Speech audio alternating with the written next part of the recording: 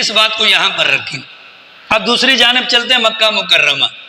حضرت آدم علیہ السلام جب دنیا میں تشریف لائے، کعبۃ اللہ کی بنیاد ڈالنے والے، سب سے پہلے کعبۃ اللہ بنانے والے حضرت آدم علیہ السلام تھے، اور یہ کعبہ وہاں پر بنایا گیا جس جگہ پر آج کعبۃ اللہ موجود ہے۔ اور اس کے بعد یہ کعبہ برقرار رہا یہاں تک کہ طوفان نوح آیا، تو بعض حضرات کہتے ہیں کہ طوفان نوح کے اندر یہ کعبۃ اللہ کی عمارت منہدم ہو گئی، گر گئی، لیکن بنیادیں نیچے موجود تھی۔ حضرت ابراہیم علیہ السلام نے اپنے فرزند ارجمند لخت جگر سیدنا اسماعیل ذبیح اللہ علیہ السلام کی مدد سے باپ اور بیٹے نے کعبۃ اللہ کو تعمیر کیا، لیکن تعمیر نیا نہیں کیا، بنیادیں پہلے سے موجود تھیں، ان بنیادوں پر تعمیر نہیں ہوئی۔ قرآن کریم کے اندر آتا ہے وَإِذْ يَرْفَعُ إِبْرَاهِيمُ الْقَوَاعِدَ مِنَ الْبَيْتِ وَإِسْمَاعِيلَ، کہ بنیادیں پہلے سے موجود تھیں، لیکن مرور زمانہ کی بنیاد پر وہ بنیادیں بھی بالکل مٹ چکی تھیں، نظر کسی کو نہیں آتی تھی۔ حضرت جبرائیل امین علیہ السلام کی معاونت سے، ان کی یعنی کہ رہنمائی سے حضرت ابراہیم کو بنیادوں کا پتہ چلا، اور باپ بیٹے نے مل کر اللہ کے حکم سے یہاں پر کعبۃ اللہ کو تعمیر کر دیا۔ اب جب کعبۃ اللہ تعمیر ہو گیا تو کعبۃ اللہ کے بالکل سامنے ایک پہاڑی ہے، جبل ابو قبیس۔ یہ سب سے پہلی پہاڑی ہے جو اللہ تعالیٰ نے اس دنیا کے اندر بنائی۔ حضرت ابراہیم کو کہا گیا اب آپ نے اس کے اوپر چڑھ کر لوگوں کے اندر اعلان کرنا ہے۔ کیا اعلان؟ وَأَذِّن فِي النَّاسِ بِالْحَجِّ يَأْتُوكَ رِجَالًا وَعَلَىٰ كُلِّ ضَامِرٍ يَأْتِينَ مِنْ كُلِّ فَجٍّ عَمِيقٍ، تو لوگوں کو اعلان کرو کہ اللہ کا گھر بن گیا، آؤ اور اس گھر کا طواف کرو اور اس گھر کے لیے حج کے لیے آؤ۔ حضرت ابراہیم علیہ السلام نے اللہ کے حکم سے کعبے کی تکمیل سے تعمیر سے فارغ ہونے کے بعد اللہ کے حکم کے مطابق اس پہاڑ پر کھڑے ہو کر اعلان کیا۔ چنانچہ وہ اعلان کیا تھا؟ وہ اعلان یہی تھا کہ لوگوں اللہ کا گھر بن گیا۔ چنانچہ آپ دیکھتے ہیں کہ ہر سال جو حجاج کرام جاتے ہیں تو ان کی زبان پر ایک تلبیہ ہوتا ہے، وہ تلبیہ کہ لبیک اللہم لبیک، لبیک لا شریک لک لبیک، لبیک اللہم لبیک۔ لبیک کا مطلب کیا ہے؟ میں حاضر ہوں۔ گویا کہ وہ اعلان جو حضرت ابراہیم علیہ السلام نے کیا تھا، اللہ تعالیٰ نے پوری کی پوری کائنات کے انسانوں کے دماغوں تک، کانوں تک وہ اعلان پہنچا دیا۔ چنانچہ ہمارے بڑے فرماتے ہیں کہ ہم اس وقت عالم ارواح میں ہوں گے، یقیناً عالم ارواح کے اندر تھے، یہ آواز عالم ارواح کے اندر بھی پہنچائی گئی، اور وہاں پر جن روحوں نے حضرت ابراہیم کی آواز پر لبیک کہا، جب وہ روحیں دنیا میں آتی ہیں اللہ تعالیٰ ان کے لیے وہاں کی حاضری کو یقینی بناتے ہیں۔ جس نے ایک مرتبہ لبیک کہا وہ ایک مرتبہ جائے گا، جس نے 100 مرتبہ کہا وہ 100 مرتبہ حج بیت اللہ کے لیے جائے گا۔ تو یہ جو لبیک اللہم لبیک کی صدائیں ہوتی ہیں، کہ در حقیقت حضرت ابراہیم کی اس صدا کی، اس پکار کے جواب کے طور پر ہوتی ہیں کہ لبیک اللہم لبیک، لبیک لا شریک لک لبیک۔ چونکہ ایام حج بھی چل رہے ہیں، اللہ تعالیٰ سے دعا کرے خدا ہمارے لیے بھی یہ حج بیت اللہ کی سعادت مقدر کرے۔ بڑے خوش نصیب لوگ ہیں جو وہاں پر جاتے ہیں، کیونکہ کعبہ کعبہ ہے، کعبہ کعبہ ہے۔ کعبے کو فقط دیکھنا بھی یہ نفع سے خالی نہیں ہے۔ اللہ تعالیٰ اس کائنات کے اندر جو رحمتیں نازل فرماتے ہیں، وہ رحمتیں سب سے پہلے کعبۃ اللہ پر آ کر گرتی ہیں، اور پھر وہاں سے پورے عالم کے اندر، اطراف عالم کے اندر وہ رحمتیں ساری کی ساری تقسیم ہوتی ہیں۔ حضرت ابراہیم نے کعبہ بنایا۔ حضرت ابراہیم علیہ السلام نے کعبہ بنانے کے بعد اس کعبے کے متعلق جو دعائیں کی وہ آپ حضرات کو معلوم ہوں گی، قرآن کریم کے اندر مذکور ہیں۔ اس میں ہمارے پیغمبر کی ولادت اور اس کے بعد وہاں کے رہنے والوں کے لیے روزی کا سامان، یہ ساری کی ساری چیزیں وہاں پر بیان کی جاتی ہیں۔ حضرت ابراہیم علیہ السلام نے کعبہ بنا لیا۔ حضرت ابراہیم علیہ السلام نے جب کعبہ بنایا تو حضرت ابراہیم نے وہ جو کعبہ تھا وہ اللہ کی توحید کا ایک مرکز بنایا، ایک توحید کا مرکز بنایا کہ یہاں پر آ کر اللہ کی وحدانیت کے لیے ماتھا ٹیکا جائے اور اسے اللہ کا گھر سمجھا جائے۔ یہ حضرت ابراہیم نے بہت بڑا کارنامہ اللہ کی مدد سے، اللہ کے حکم سے سر انجام دیا۔ اب ہمارے دماغ میں پیدا ہو سکتی ہے ایک بات، وسوسہ آ سکتا ہے کہ بھیا ہم تو اللہ میاں کے متعلق یہ کہتے ہیں اللہ تعالیٰ کی ذات جسم سے بھی پاک ہے، اور اللہ تعالیٰ کی ذات کو رہنے کے لیے مکان کی ضرورت نہیں ہے، تو پھر اللہ کا گھر ہونے کا کیا مطلب؟ ہم کہتے ہیں نا بیت اللہ، یہ اللہ کا گھر ہے، اللہ کا گھر ہونے کا مطلب کیا ہے؟ اس کا جواب ہمارے بڑوں نے یہ دیا، انسان کی فطرت ہے، انسان کی فطرت ہے، انسان ایسی چیز کو پسند کرتا ہے جو چیز اس کی آنکھوں کے سامنے ہوتی ہے۔ اللہ کی عبادت کرنی ہے لیکن اللہ کی ذات نظر نہیں آتی۔ انسانوں کی فطرت کے مطابق اللہ نے بیت اللہ شریف بنوا دیا تاکہ آنے والے اس جگہ کو اللہ کا گھر سمجھے اور لپٹ لپٹ کر اس سے دعائیں مانگ سکے۔ انسانوں کی فطرت کے پیش نظر ہے، وگرنہ اللہ کی ذات پوری کی پوری کائنات کے اوپر محیط ہے۔ بہرحال حضرت ابراہیم نے گھر بنایا، یہ توحید کا مرکز تھا۔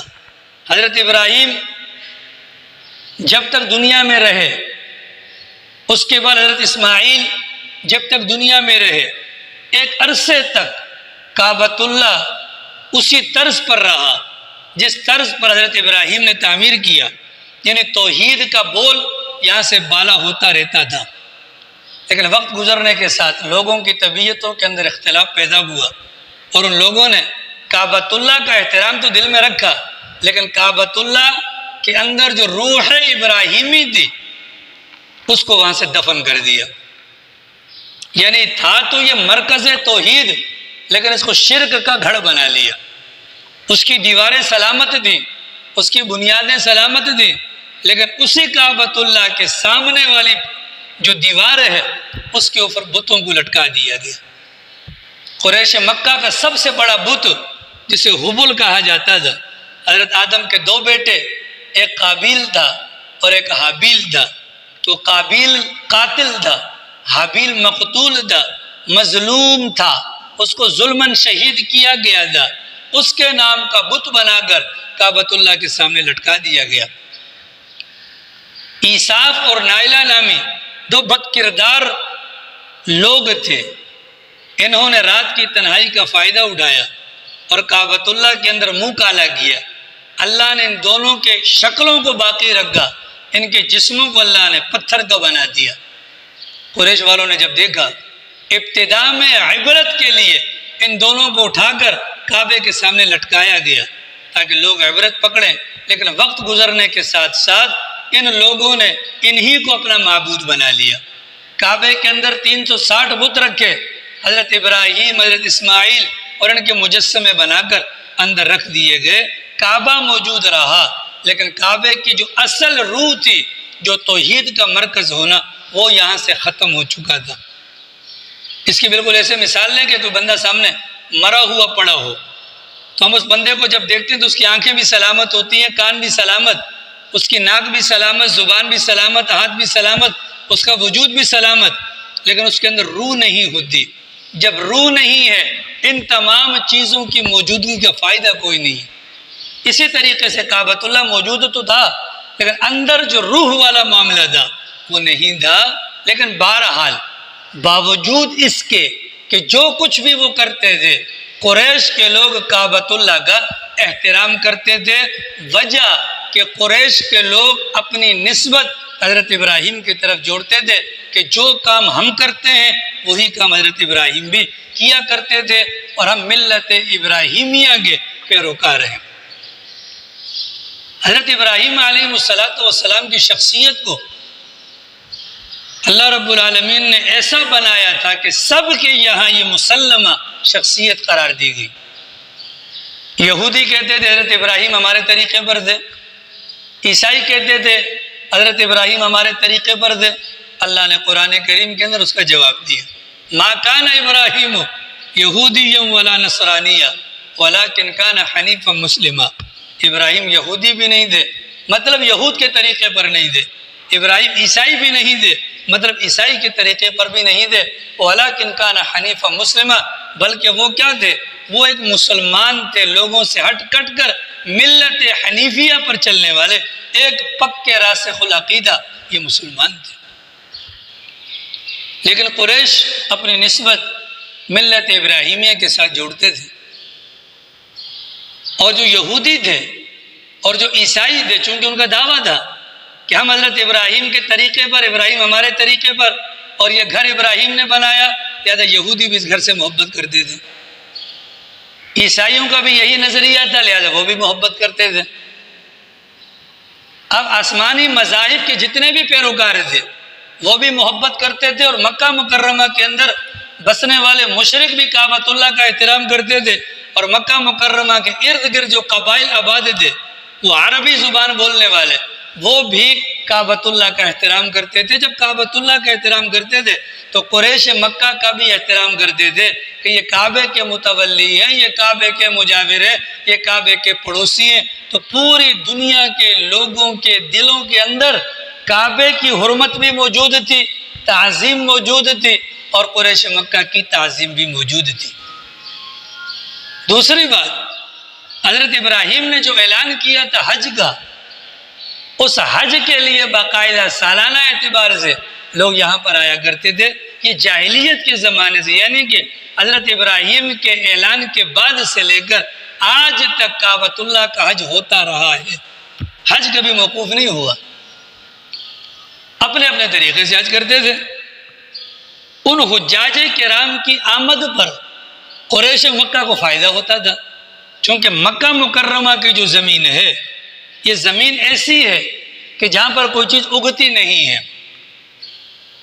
اب جب حجاج کرام آتے تھے، حجاج کرام کی آمد کی وجہ سے سالانہ جو میلہ لگتا تھا، اس میلے کے اندر ان کی آمد و رفت کی وجہ سے مکہ مکرمہ کے اندر رہنے والے لوگوں کے لیے پورے سال کی روزی روٹی کا سامان ہوتا تھا۔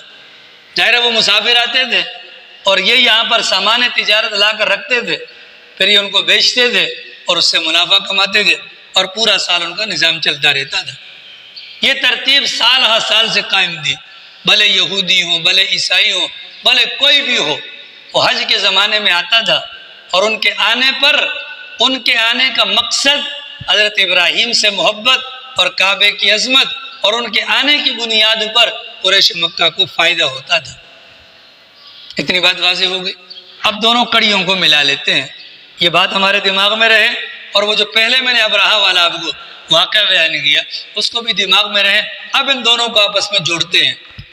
ابراہہ کو جاسوسوں نے آ کر بتلایا کہ وہاں پر ایک کعبہ ہے، اور کعبہ ہے سادہ سا، اور یہ اللہ کی شان ہے۔ اللہ تعالیٰ ہم سب کی حاضری وہاں مقدر فرمائے، تو وہاں پر جا کر دیکھیں گے کہ کعبۃ اللہ کی جو دیواریں ہیں آج تک ان پر پلستر کسی نے نہیں کیا، بالکل سادہ سی تعمیر ہے، بلاک کے ساتھ بلاک جوڑا گیا ہے، پلستر وغیرہ کوئی نہیں ہے، کوئی روغن وغیرہ نہیں ہے، اس کے اوپر احتراماً غلاف چڑھایا گیا۔